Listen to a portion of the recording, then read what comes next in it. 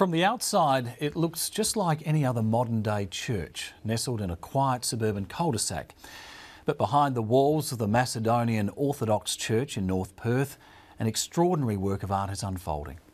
Perth's modern-day Michelangelo has spent 16 years on his masterpiece, painting every wall, ceiling and dome. And he still has a long way to go. Mark Bennett reports.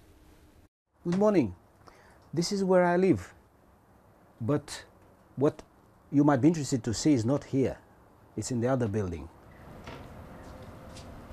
It would be fair to say that painter Stefan Adamache leads a simple life in his sleep out at the back of a North Perth church.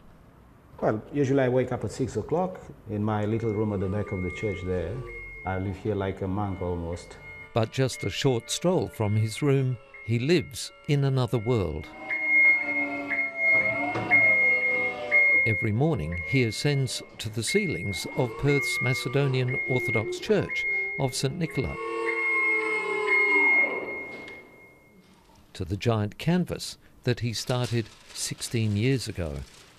Well, this is a bit of an improvisation because normally I use an overhead projector, but in this instance I did the design on the ground.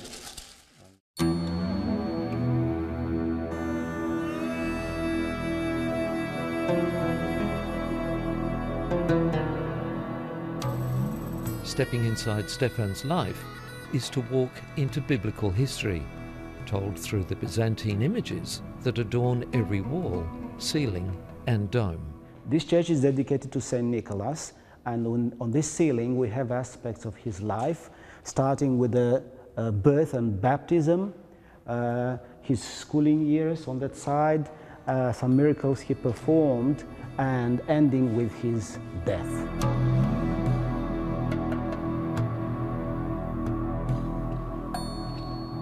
He's painstakingly traced the outline and then hand-painted every image, layer upon layer, spending up to 16 hours a day recreating stories from the Bible. Stefan was a mechanical fitter in communist Romania before turning his hand to signwriting. I was doing signage for communist propaganda. Well, somebody had to do it. And I'm telling you, it was a better life than going under the machines, being covered in oil from head to toe. It was an easier job, easier life. And when communism collapsed, he followed an interest instilled by his mother, leaving Romania to study iconography. Actually, the first thing I learned with my master iconographer in Greece, where I learned this trade, was to trace models.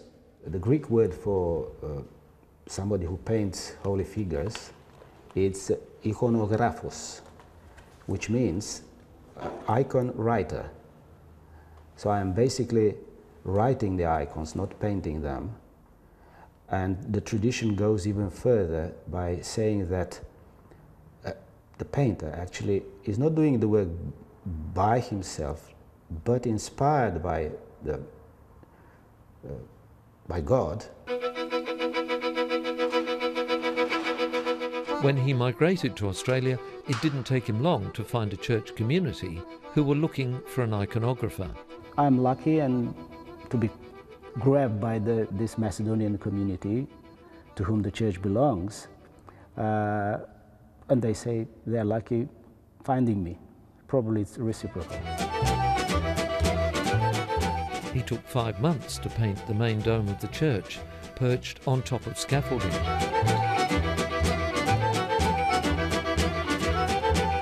But unlike Charlton Heston, who portrayed Michelangelo in the movie The Agony and the Ecstasy, he didn't lie flat on his back. Well, I'm telling you, you can't lie down and paint on a flat ceiling. Just the moving from the jar next to you to the painting would have killed him in no time.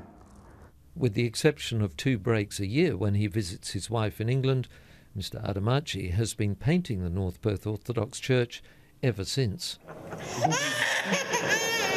That's okay, that's okay.